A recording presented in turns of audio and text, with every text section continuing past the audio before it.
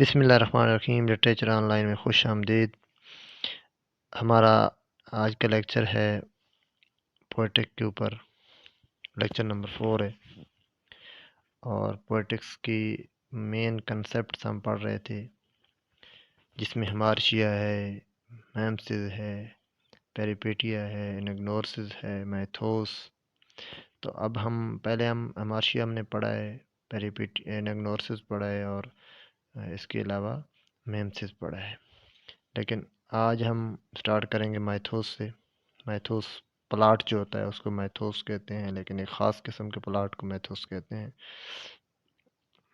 हमारी pronunciation different हो सकती है। Mythos is a Greek term used by Aristotle in his work poetics. Mythos जो है वो ग्रीक टर्म है और ये एरिस्टोटल ने अपने जो उसका वर्क है पोएटिक, जो उसकी बुक है, उसमें इसने ये इस टर्म का इस्तेमाल किया है। And it is often translated as a plot, और ये अक्सर प्लाट के तौर पर इसका तर्जमा किया जाता है। हाउएवर ताहम unlike the modern usage of plot which often refers to a series of events in a narrative, वो कहता है कि ताहम मॉडर्न दौर में मॉडर्न यूसेज जो है प्लाट का वो सीरीज ऑफ इवेंट्स है, उसकी तरफ इशारा किया जाता है। लेकिन mythos in Aristotle sense refers to the arrangement and structure of those events within dramatic work। लेकिन ड्रामा के अंदर जो ड्रामेटिक वर्क होता है, प्लॉट कोई भी हो सकता है किसी भी स्टोरी का, लेकिन जो ड्रामेटिक वर्क है उसके अंदर जो प्लॉट होता है उसको मैथोस कहते हैं। ये स्पेशल किस्म का एक प्लॉट है जो ड्रामेटिक वर्क के अंदर यूज़ होता है, उसको मैथोस कहते हैं। According to Aristotle a good plot is both simple and complex. Aristotle के मुताबिक जो अच्छा प्लॉट है वो सिंपल भी हो सकता है और कम्प्लेक्स भी हो सकता है।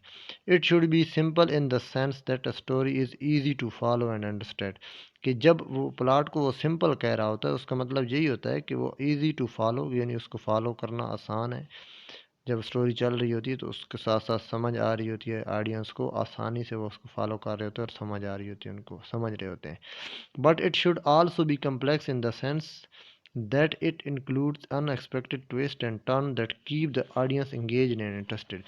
वो सिंपल तो होता है लेकिन वो इस एक सेंस में कॉम्प्लिकेटेड होता है कि उसके अंदर अनएक्सपेक्टेड टर्न आते हैं, ट्विस्ट आते हैं, जिसकी वजह से ऑडियंस जो है ना वो तजस्सुस में रहते हैं, एंगेज रहते हैं और इंटरेस्टेड रहते हैं कि ओ आगे क्या होने वाला है, फिर ट्विस्ट आ जाएगा, फिर ऑडियंस अपने उसकी तरफ मुतवज्जो हो जाएंगे। तो इसलिए प्लॉट सिंपल होता है, लेकिन उसके अंदर जो ट्विस्ट आते हैं अनएक्सपेक्टेड और टर्न्स जो आते हैं वो ऑडियंस को एंगेज रखते हैं।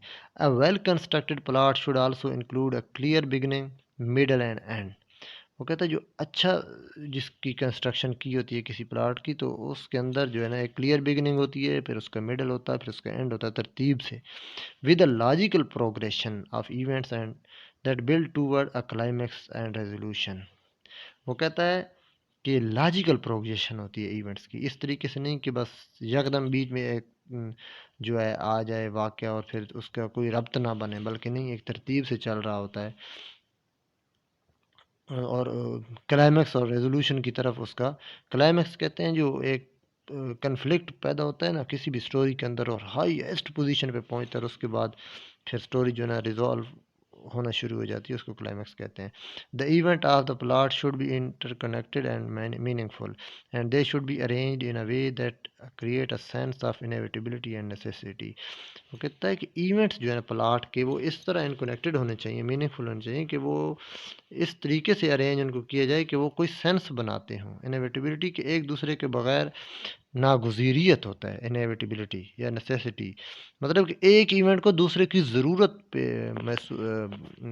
ज़रूरत महसूस इस तरीके से हो कि अगर एक इवेंट को दूसरा इवेंट एक्सप्लेन कर रहा हो, अगर बीच में से एक इवेंट निकाल लें तो स्टोरी इनकम्प्लीट हो जाती है। इसको इनएविटेबिलिटी कहते हैं। In Aristotle view a good plot is essential to the success of dramatic work. वो कहता है जो अच्छा प्लॉट है ना उससे वो उस पर डिपेंड करता है कोई भी ड्रामेटिक वर्क कि उसकी जो कामयाबी है। As it is the foundation upon which all the elements of work such as character and language are built. कहता है ये फाउंडेशन होती है, एक अच्छा प्लॉट जो है माइथोस जिसको कहते हैं, वो एक फाउंडेशन होती है, उसी के ऊपर पूरी बिल्डिंग जो है, ड्रामेटिक वर्क की बिल्डिंग जो है ना, उसके कैरेक्टर, उसकी लैंग्वेज बिल्ड की जाती है। By carefully crafting the plot, कहते हैं एहतियात के साथ प्लॉट को क्राफ्ट को मैंने बनाना, the dramatist can create a powerful and emotionally resonant work of art that speaks to universal human experiences and truth. वो कहता है कि जो ड्रामाटिस्ट होता है ना, वो एक पावरफुल, एक ताकतवर और एक जज्बात, इमोशनली रेजोनेंट वर्क, ठीक है। रेजोनेंट वर्क का आर्ट मतलब कि आइडियंस की जो, और आइडियंस की सोच और जो वर्क है उसमें रेजोनेंस हो, मतलब कि हम आहंगी हो वो। और दूसरा ये कि ड्रामेटिक वर्क के अंदर ह्यूमन के जो यूनिवर्सल एक्सपीरियंसेस हैं, पूरी दुनिया के अंदर की जो इंसान की साइकी है, जो उनकी जो जो है सोच है या मेंटालिटी है, उसके साथ, बल्कि उसके ना रेजोनेंस में रेजोनेंट हो और ट्रुथ के साथ। Overall the concept of Mythos in Aristotle sense is a vital part of tradition of tragedy, कि जो माइथोस है ना एरिस्टोटल के सेंस में, ये एक जो ट्रेजेडी की ट्रेडिशन थी उसका एक अहम हिस्सा है। And it continues to be important tool for writers and artist seeking to create compelling and meaningful work of art. ये जो है ना, एक ऐसा टूल है जो राइटर और आर्टिस्ट को एक अच्छा और मीनिंगफुल वर्क कंप्लीट बनाने में की तरफ मजबूर करता है, कि वो अच्छा एक वर्क बनाएं। मतलब ये टूल है उनके पास कि वो इनको मजबूर कर सकता है कि वो अच्छा वर्क प्रोड्यूस करें, मजबूर इस इन सेंस में कि अगर वो अच्छा एक प्लॉट बनाने में या मैथोस बनाने में कामयाब हो गए तो उनका वर्क जो है मीनिंगफुल होगा। उसके बाद है प्रेप्टिया। Peripeteia is a Greek term used in Aristotle's work Poetics। वो कहता है Peripeteia जो कि अहम टर्म है, जो कि पोएटिक जो एरिस्टोटल का वर्क है उसके अंदर यूज़ की गई है। It refers to a sudden and unexpected reversal of fortune for a character और सिचुएशन इन ड्रामेटिक वर्क। वो कहता है कि किसी करेक्टर के जो फॉर्चून के अंदर सडन चेंज होना, या सिचुएशन के अंदर जो चेंज आती है, उसको भी प्रेप्टिया कहते हैं। This reversal can be either positive और नेगेटिव, ये तो या पॉजिटिव भी हो सकती है या नेगेटिव भी हो सकती है। It often occur at the climax of the story, और ये हमेशा जब स्टोरी का एक पीक होता है उस पे अक्कर होती है, उस पे वाक़ होती है। For example in the Greek tragedy Oedipus Rex, the peripeteia occur when Oedipus realizes that he has unwittingly killed his father and marriage his mother. Peripeteia जो एडिपस रेक्स के अंदर प्रेप्टिया ये है कि जब उसको पता चलता है कि उसने अपने वालिद को अननोइंगली किल मार दिया है और उसके बाद अपनी माँ से शादी कर ली, thus fulfilling the prophecy that he had sought to avoided. और उसको पता चलता है कि वो तो वही प्रोफेसी जो उसको पूरा कर रहा है, जिससे वो अपने आप को बचाने की कोशिश कर रहा था, ठीक है। तो this revelation brings about sudden and dramatic reversal of Oedipus fortunes. और ये जो रेवलेशन है, ये जो इंकिशाफ है, ये उसकी ड्रामेट फॉर्चून एडिपस की जो फॉर्चून है, हालात हैं उसके अंदर सडन और ड्रामेटिक रिवर्सल लाता है। ड्रामेटिक भी सडन ही होता है। As he goes from being a respected king to disgraced and tragic figure. और वो जो है रिस्पेक्टेड किंग से डिसग्रेस ट्रेजिक फिकर बन जाता है। डिसग्रेस की जिसकी कोई इज्जत नहीं होती, वो कि एक रिस्पेक्टेबल किंग से वो डिसग्रेस्ड और ट्रेजिक फिगर बन जाता है। In many cases peripeteia is closely linked to the concept of anagnorisis, कि प्रेप्टिया जो है वो बहुत ज़्यादा क्लोजली, मतलब कि एक बहुत करीब उसका ताल्लुक है एनाग्नोसिस से, ये आपस में जुड़े हुए हैं। एनाग्नोसिस होगा तो प्रेप्टिया होगा, which refers to a moment of recognition or discovery in which a character realize a key piece of information that changes their understanding of the situation.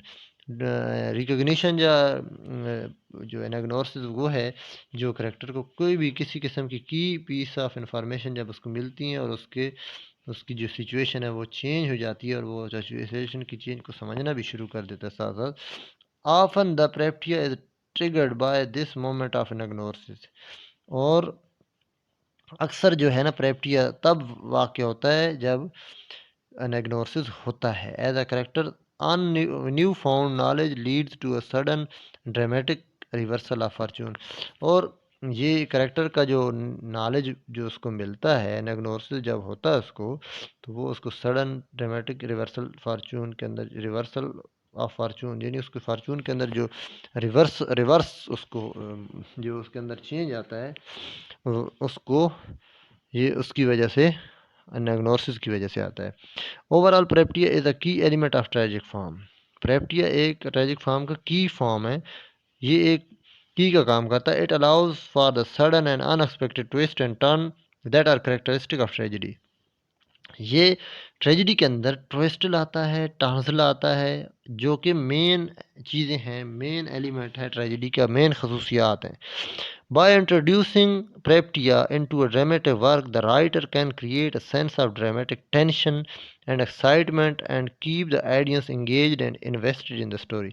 वो कहता है प्रेप्टिया को जो किसी भी ड्रामेटिक वर्क के अंदर इंट्रोड्यूस इसलिए कराया जाता है कि राइटर इससे जो है ना ड्रामेटिक टेंशन क्रिएट करता है, sense of dramatic tension create करता है, और उसके बाद एक्साइटमेंट क्रिएट करता है, जिसकी वजह से जो ऑडियंस है वो इंगेज रहते हैं, स्टोरी के अंदर मगन रहते हैं। आगे जो नेक्स्ट टर्म है हमारे पास है वो लूसिस। लूसिस भी एक ग्रीक टर्म है, इसका थोड़ा सा पढ़ते हैं कि ये क्या चीज़ है। Actually lysis is the Greek term that Aristotle uses to refer to the resolution or denouement of tragedy. लूसिस का मतलब है एक ग्रीक टर्म है जिसको रेजोल्यूशन के तौर पे या डिनोमेंट ऑफ ट्रेजिडी के लिए अरिस्टोटल ने यूज़ किया है। Which follows the peripeteia and anagnorisis. जो लूसिस है इसके बाद जो है ना प्रेप्टिया और एनाग्नोसिस होते हैं, ठीक है। The term lysis is derived from Greek verb luo which means to loosen or to untie, and it refers to unraveling of the plot and resolution of the conflict that has been established throughout the course of the play. ये term लूसिस का मतलब होता है to लूजन और untie, यानी कि कोई भी जो उसकी बन जाती है पेचीदगी सी प्लाट के अंदर, उसको ये लूज़ करती है, उससे रेजोल्यूशन की तरफ ये प्लाट को लेके जाती है, जिसके बाद एंड हो जाता है स्टोरी का। रेजोल्यूशन है कन्फ्लिक्ट, किसी भी कन्फ्लिक्ट की रेजोल्यूशन होती है, इसको कहते हैं lysis. In Aristotle's view the lysis should follow logically and naturally from the events of the play. के जो लूसिस है इसको लॉजिकली और नेचुरली उनको फॉलो करना चाहिए, ठीक है। ट्रेजिडी के जो इवेंट्स हैं उनको फॉलो करनी है। It should be satisfy to audience, और ये आइडियंस को सेटिस्फाई भी कर देती है, ठीक है। The lysis should also provide a sense of closure to the story. Lysis जो है ना स्टोरी का क्लोज लाता है, क्योंकि इससे मामला सॉल्व हो जाता है। जब कन्फ्लिक्ट सॉल्व हो जाता है तो स्टोरी एंड हो जाती है। tying up any loose and resolving any conflict or ambiguities that may have been introduced earlier in the play। जो कि ambiguity या conflict किसी भी प्लॉट के अंदर या किसी भी स्टोरी के अंदर होता है या प्ले के अंदर होता है, उसको ये लूज कर देता है एक साइड, और ये रेजोल्यूशन की तरफ चला जाता है। For example in the tragedy Oedipus Rex the lysis occur after Oedipus has blinded himself and been exiled from Thebes। लूसिस कब होता है एडिपस रेक्स की? जब वो अपने आप को अंधा कर लेता है, तो उसके बाद अपने आप को थीब से निकाल लेता है। The play reaches its resolution as Oedipus accept his fate and departs, leaving audience with sense of closure and finality. ये जो है ना द प्ले इसके बाद रेजोल्यूशन की तरफ चला जाता है, और एडिपस जो है वो अपने आप को फेट के हवाले कर देता है, फेट को एक्सेप्ट कर लेता है, और अपने आप को एग्ज़ाइल सेल्फ एग्ज़ाइलमेंट की तरफ ले जाता है, अपना इलाका छोड़ देता है, थीब छोड़ देता है, और ऑडियंस को ये सेंस में उनको सेंस फील होता है कि अभी ड्रामा क्लोजर की तरफ जा रहा है।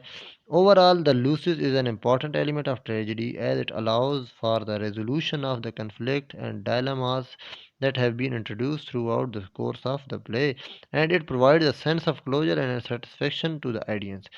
कहता है लूसिस बहुत इंपॉर्टेंट एलिमेंट है ट्रेजिडी का। ये कन्फ्लिक्ट या किसी भी डायलेमा की रेजोल्यूशन को अलाउ करता है, उसको उसके बाद रेजोल्यूशन होती है, और ये जो कि पूरे जो कन्फ्लिक्ट और डायलेमा जो कि पूरे प्ले के दौरान मुतारिफ कराए गए और जिसके ऊपर पूरा प्ले चल रहा था उसको रिजॉल्व कर देता है। तो ये एक सेंस प्रोवाइड करता है क्लोजर का या सेटिस्फेक्शन का। इससे आइडिया इसके बाद आइडिया सेटिस्फाई हो जाते हैं कि अभी ये इसका अंजाम हो गया। उसके बाद नेक्स्ट टाइम है डेसिस। डेसिस जो है ना, actually desis is the Greek term and that Aristotle uses to refer to the complication और नॉट ऑफ ट्रेजेडी। नॉट के मैंने होता है गिरा। कोई भी ड्रामे के अंदर जब कम्प्लिकेशन आ जाती है ना, उसको क्लाइमैक्स आ जाता है, तो उसके बाद ये जो गिरा है ना, कम्प्लिकेशन, ये इसको कहते हैं desis. Which precede the climax or peripeteia. उसके जो प्रिसीड करता है पेरिपेटिया को और क्लाइमैक्स को, ठीक है। उसके बाद पेरिपेटिया आता है, इसके बाद क्लाइमैक्स आता है। The term desis is derived from the Greek verb deo which means to tie और टू बाइंड। ये एक नाट का मतलब होता है गिरा। कहता जो टर्म है डेसिस, ये ग्रीक वर्ब से अखज़ की गई है, उसको ड्यू कहते हैं, जिसका मतलब होता है टू टाई या बांधना, to bind. And it refers to entanglement of the plot and the development of the conflict that drive the action of the play. इसका ये एंटेंगलमेंट है प्लॉट की, उसके अंदर एक कम्प्लिकेशन है और इसकी वजह से जो है ना एक कन्फ्लिक्ट बढ़ता है। ये जब कम्प्लिकेशन आ जाती है तो प्लॉट जो है ना उसके अंदर डेवलपमेंट आती है कन्फ्लिक्ट के अंदर, और उसके पूरा प्ले उसी के ऊपर चलता है। In Aristotle's view the desis should be in intricately woven and built it intensity as the play progress। वो कहता है कि जो डेसिस है ये इस तरीके से उसके अंदर प्ले के अंदर गूंदी होनी चाहिए, मिक्सअप हुई होनी चाहिए कि इसकी जब ये एक शिद्दत पैदा करे उस प्ले के अंदर, जब प्ले बढ़े तो उसके अंदर शिद्दत पैदा हो। The leading to a moment of crisis or climax where the knot is finally resolve. उसके बाद जो प्लॉट है वो क्लाइमैक्स की तरफ जाता है, क्राइसिस की तरफ जाता है, जहाँ फाइनली जाके ये नॉट जो है रिजॉल्व हो जाती है। The desis should also be driven by the character and their action. Decis जो मुतारफ़ करानी चाहिए करेक्टर के थ्रू, उनके एक्शन के थ्रू जो है ना डेसिस हो। वो ऐसा एक्ट करें कि एक जाके आके डेड लॉक हो जाए और उसके बाद फिर रिजोल्यूशन की तरफ जाए। और डेड लॉक उनका जो बनता है या कॉम्प्लिकेशन बनती है वो उनके एक्शन से बननी चाहिए, उनके करेक्टर के, rather than by external elements are. बल्कि इस तरह बजाय इसके कि बाहर से या एक्सटर्नल जो इवेंट्स हैं उनकी वजह से उसके अंदर आए, बल्कि जो करेक्टर हिस्सा है उसका या एक्शन उसका जो हिस्सा है उनसे ये जो है डेसिस होनी चाहिए। For example in the tragedy Hamlet the desis is the series of events leading up to the climax where Hamlet finally confronts and kill Claudius. वो कहता है हैमलेट के अंदर जो है ना डेसिस कौन सा सीरीज ऑफ इवेंट है, जो डेसिस है is the series of event, वो एक सीरीज ऑफ इवेंट है लीडिंग अप टू क्लाइमैक्स, जो क्लाइमेट की तरफ ले जाता है, क्लाइमैक्स की तरफ ले जाता है। और फाइनली हैमलेट जो है ना वो उसको मार देता है, क्लेडियस को, उसके साथ मुकाबला करता है और उसको मार देता है। The desis is characterize by Hamlet's inner turmoil. यहाँ जो उसकी इनर टर्मोइल थी, जो अंदर उसके तूफान एक बरपा था हैमलेट के अंदर, उसको डेसिस कह रहे हैं। हिज इनडिसीजन, उसका फैसला ना करना, ये है डेसिस है। और अब और कैसे एक्ट करना है उसको समझ नहीं आ रही थी, ये सब डेसिस है। And his increasingly erratic behaviour, और उसका बहुत ज़्यादा पुरमसरत जो उसका एरेटिक कहते हैं, सॉरी इसका मुझे भी ज़हन से निकल गया, behaviour, all of which contribute to the build up of tension and conflict that drive the play forward. ये चीज़ें जो है ना ये डेसिस, इसके बाद ये सारी चीज़ें कंट्रीब्यूट करती हैं कि एक टेंशन का माहौल हो, एक कन्फ्लिक्ट बनता है और उसके बाद पूरा प्ले उस पर चलता है। ये जो कन्फ्लिक्ट बन जाता है ना, डेड लॉक सा बन जाता है, इसको डेसिस कहते हैं basically. Overall the desis is as an important element of tragedy. ये बहुत इंपॉर्टेंट एलिमेंट है ट्रेजेडी, इसी के ऊपर सारी ट्रेजेडी बेस करती है। जब कन्फ्लिक्ट ही नहीं होगा तो आइडियंस इन्जॉय किस चीज़ को करेंगे, वो उनका उनका इंटरेस्ट ही प्रोड्यूस नहीं होता। as it established the groundwork for the climax and provide the impetus for action of the play। ये प्रोवाइड करता है क्लाइमैक्स को, ये जो कन्फ्लिक्ट है उसको रूज देता है। It also allow for the development of complex character and their motivations. ये जो है करैक्टर के जो कम्प्लेक्स करैक्टर्स होते हैं उनको मोटिवेट करता है और उनको डिवेल्प करता है, बढ़ाता है, which in turn contribute to the richness and depth of the tragedy. और जो कि कम्प्लेक्स करैक्टर हैं उनकी डेवलपमेंट से क्या होता है, रिचनेस आती है, ट्रेजेडी के अंदर गहराई, डेप्थ आती है, यानी उसके अंदर इंटेलेक्चुअल एलिमेंट्स आते हैं। आगे जी हमारे पास जो नई जो टर्म है वो है Aristotle definition of poetry. Aristotle के मुताबिक पोएट्री क्या चीज़ है? एरिस्टोटल कहता है, Aristotle definition of poetry is a philosophical approach to understanding the nature and function of poetry as an art form। जो डेफिनेशन ऑफ पोएट्री एरिस्टोटल ने की है वो एक फ़िलासफ़िकल अप्रोच है किस चीज़ को समझने के लिए, पोएट्री की जो आर्ट की जो फॉर्म है ना पोएट्री, उसके फंक्शन और नेचर को समझने के लिए जो डेफिनेशन है अरिस्टोटल की, वो एक फ़िलासफ़िकल अप्रोच है। In his work Poetics, Aristotle defined poetry as a form of imitation or mimesis। Aristotle जो पोएट्री को डिफाइन करता है कि ये एक इमिटेशन की फॉर्म है या मिमसिस की है, which is the ability to represent or replicate the world around us through language। जो पोएट्री क्या है, जिसकी अंदर ये एबिलिटी हो, जिसके अंदर कि वो रिप्रेजेंट कर सके दुनिया को या रेप्लिकेट कर सके जो हमारे आसपास है, किसके ज़रिए, लैंग्वेज के ज़रिए, उसको पोएट्री कहेंगे। जो हमारे आसपास की दुनिया को रिप्रेजेंट कर सके, रेप्लिकेट कर सके लैंग्वेज के ज़रिए, उसको पोएट्री कहते हैं। Aristotle argues that poetry is distinct from other form of imitation because it uses language in unique way। Aristotle दलाइल देता है कि जो पोएट्री है वो दूसरी फॉर्म्स ऑफ इमिटेशन से डिफरेंट है क्योंकि ये एक यूनिक तरीके से लैंग्वेज को यूज़ करता है, combining words and rhythms to create a heighten emotional and aesthetic effect. वो कहता है कि वर्ड को इस तरह जोड़ता है, रिदम क्रिएट करता है, इमोशनल और एस्थेटिक इफेक्ट इससे बढ़ता है। He believe that poetry has a special power to engage and move audience. वो कहता है कि पोएट्री के पास एक ख़ास किस्म की ताकत है कि ये आइडियंस को एंगेज रखे और उनको मूव करे, उनके माइंड को मूवमेंट दे।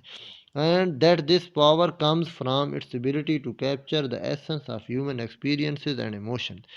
ये पावर उसकी किधर से आती है? जो एबिलिटी है ना पोएट्री की कि वो जो एसेंस ऑफ ह्यूमन एक्सपीरियंस के जो निचोड़ है या उनके जज्बात का निचोड़ है उसको कैप्चर करती है। यानी कि पोएट्री की ये एबिलिटी है कि जो ह्यूमन एक्सपीरियंस है या ह्यूमन इमोशन है उसका जो एसेंस है ना ये उसको पकड़ती है, उसकी पकड़ने की एबिलिटी रखती है। According to Aristotle poetry can take many forms. Poetry की बहुत सारी फॉर्म्स हैं including epic, tragedy, comedy, lyric and others. Each form has its own unique features and characteristics. और हर फॉर्म अपने ख़ास किस्म के यूनिक किस्म के फीचर्स रखती है और करेक्टरिस्टिक रखती है। But they all share the common purpose of imitating human life and experiences.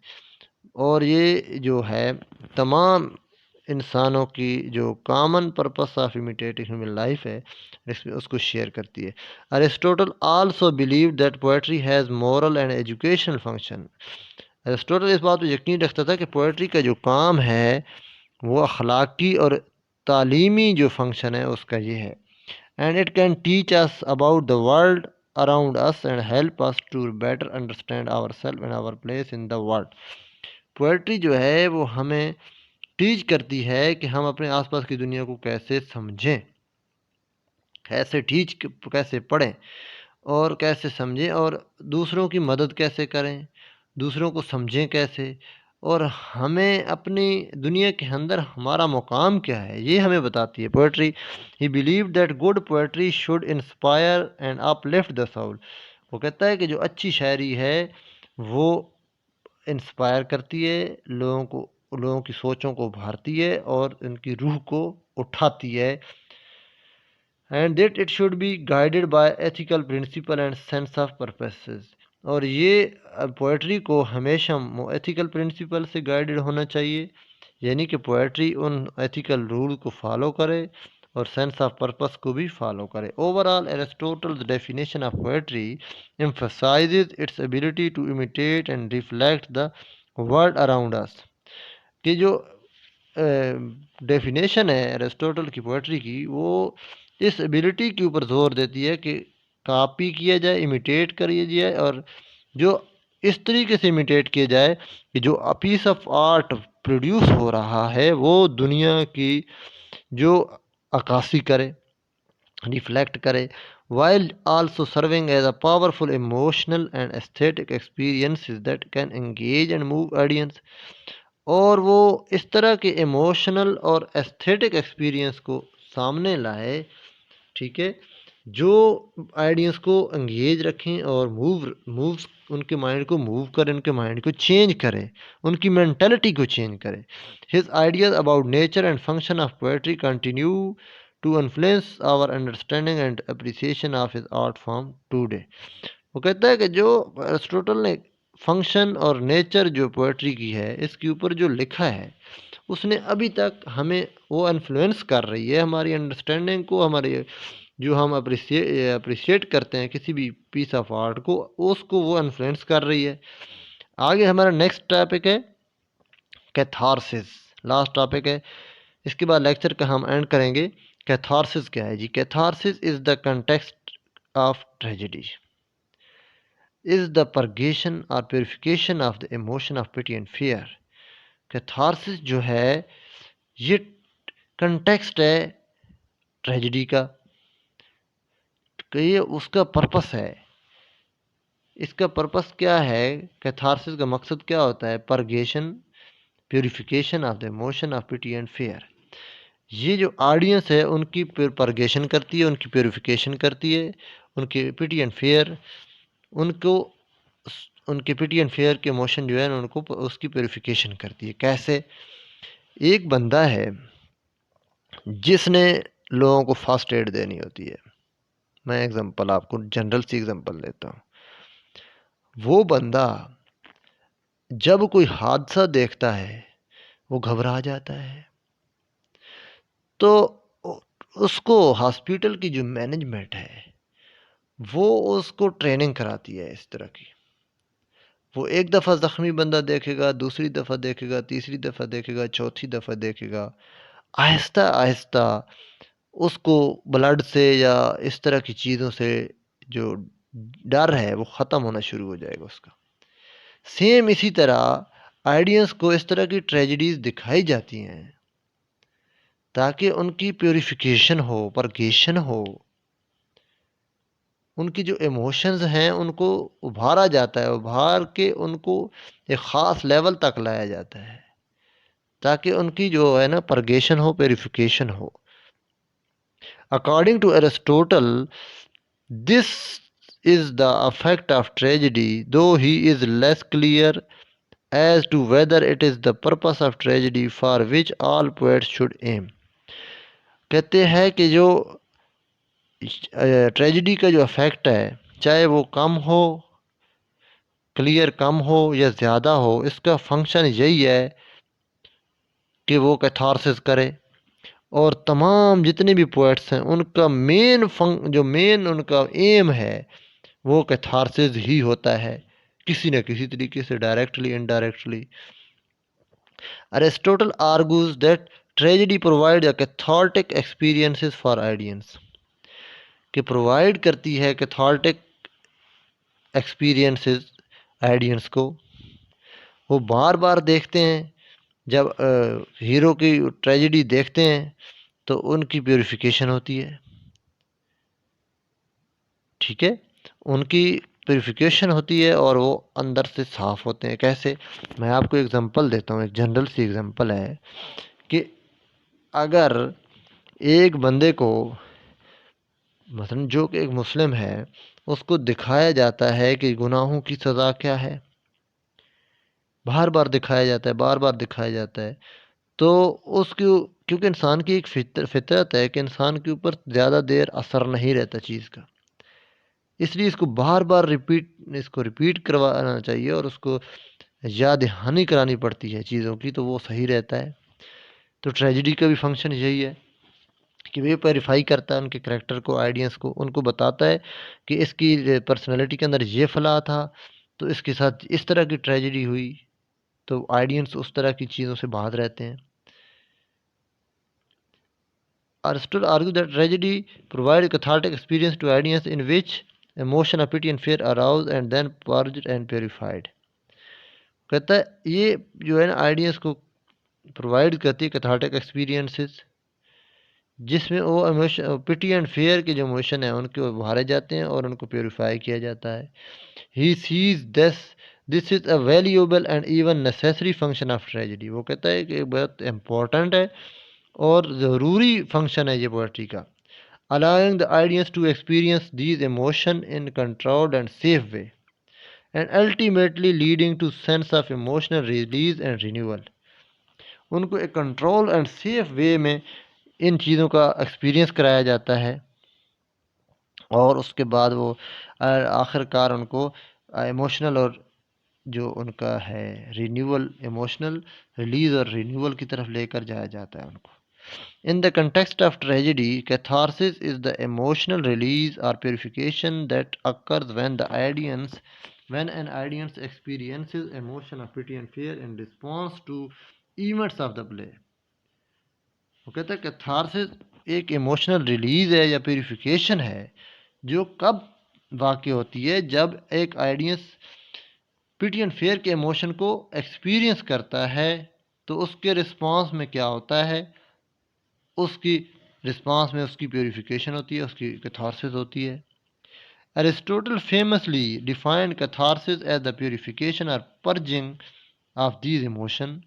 Aristotle जो है कैथारसिस को कहता है कि ये एक प्योरीफिकेशन है इमोशन की, या पर्जिंग है, which he saw as a necessary and valuable function of tragedy, जिसको एरिस्टोटल सबसे इंपॉर्टेंट एंड वैल्यूएबल फंक्शन कहता है ट्रेजिडी का।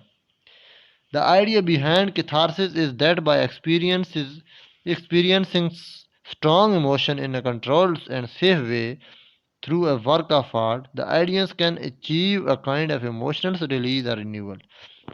वो कहता है इसका जो मकसद है, आइडिया जो है कैथारसिस के पीछे, वो यही है कि स्ट्रॉन्ग इमोशन को एक्सपीरियंस करना, महसूस करना कंट्रोल्ड और सेफ वे में, through work of art, art के वर्क के ज़रिए, पीस ऑफ आर्ट के ज़रिए, और आइडियंस जो है वो अचीव करते हैं काइंड ऑफ इमोशनल रिलीज और रिन्यूअल। उनके इमोशन रिलीज हो जाते हैं और वो रिन्यू हो जाते हैं, उनके इमोशन रिन्यू हो जाते हैं जब उनके जो स्ट्रांग इमोशन हैं, दुख वाले, दुख भरे, वो जब निकलते हैं तो उसके बाद उनके जो इमोशन हैं वो रिन्यू हो जाते हैं। The tragedy is particularly well suited to this purpose, और ट्रेजेडी इस मकसद के लिए सबसे ज़्यादा सूट करती है, सबसे ज़्यादा वर्क करती है, as it often deal with the serious and weighty themes, और इस तरह ये बहुत ज़्यादा सीरियस और जो हेल्दी किस्म के थीम्स होते हैं उनको डील करती है, such as depth, love and power that can evoke powerful emotion in viewer. जिस तरह के डेथ है सीरियस है, लव भी सीरियस, पावर जो कि आइडियंस व्यूअर के अंदर एक पावरफुल इमोशन लाती हैं। Through the events of the play, the tragic hero may experience a reversal of fortune or recognition of their flaws and imitations. कहता है जो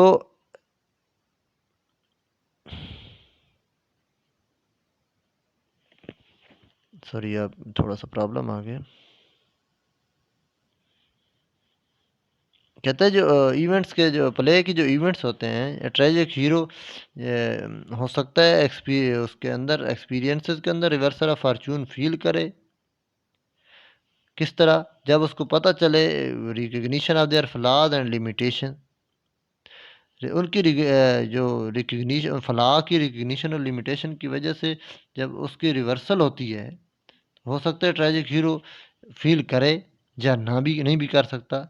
लीडिंग द आइडियंस टू फील फिटी एंड फेयर फॉर देम।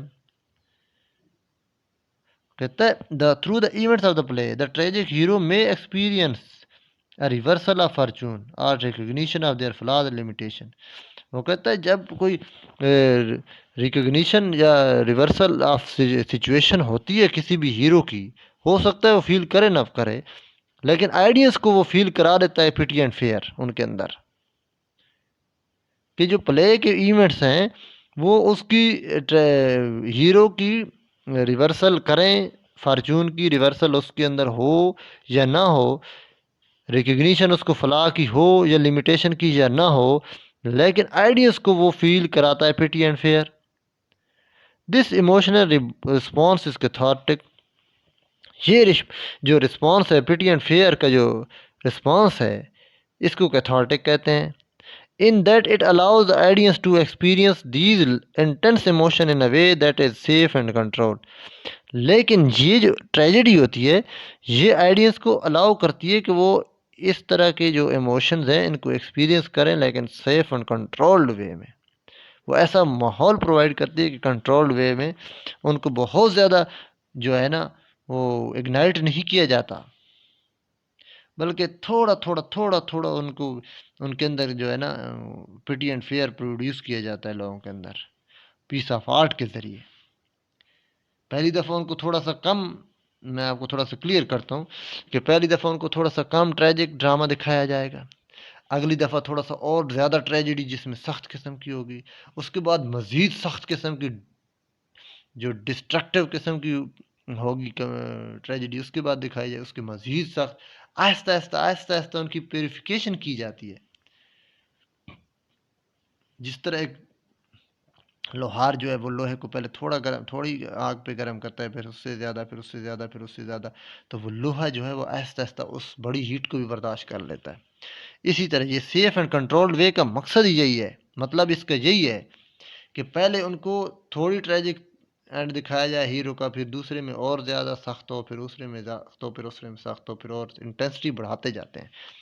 तो controlled way में जो होता है तो वो जो आइडियंस है उनकी कैपेसिटी बढ़ती जाती है, आहिस्ता आहिस्ता बढ़ती जाती है, बढ़ती जाती है, और फिर उसको वो जो उन पे ऊपर सडन अगर कोई ट्रेजेडी आ जाती है तो वो उसको कंट्रोल कर लेते हैं। ये ऐसा क्यों किया जाता है? ऐसा इसलिए किया जाता है कि आइडियंस के अंदर अगर कोई ट्रेजेडी हो जाए तो उसका नुकसान कम से कम हो उनके। मैं एग्जांपल देता हूँ एक बंदे को, कि एक बंदा है जिसका बेटा फौत हो जाता है,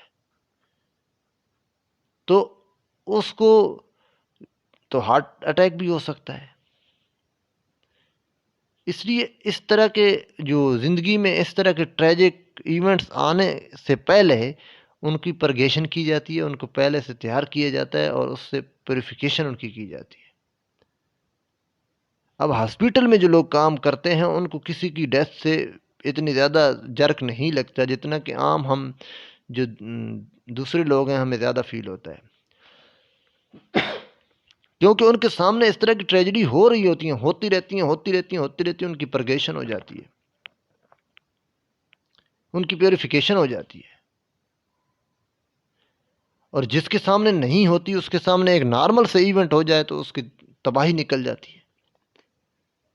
यही फंक्शन है ट्रेजिडी का, कि आइडियंस को इतना रेडी किया जाए, इतना तैयार किया जाए कि उनकी अगर लाइफ में कोई ट्रेजिडी आ जाए तो उसका उनके ऊपर इम्पैक्ट कम से कम पड़े। कैथारसिस यही होता है, कैथारसिस का मकसद ही यही है कि एक बंदे की ट्रीटमेंट की जाए इस तरीके से कि वो आहिस्ता आहिस्ता आहिस्ता आहिस्ता उसको उस मकसद मुख्तलिफ मुश्किल से मुश्किल हालात के लिए रेडी किया जाए, तैयार किया जाए।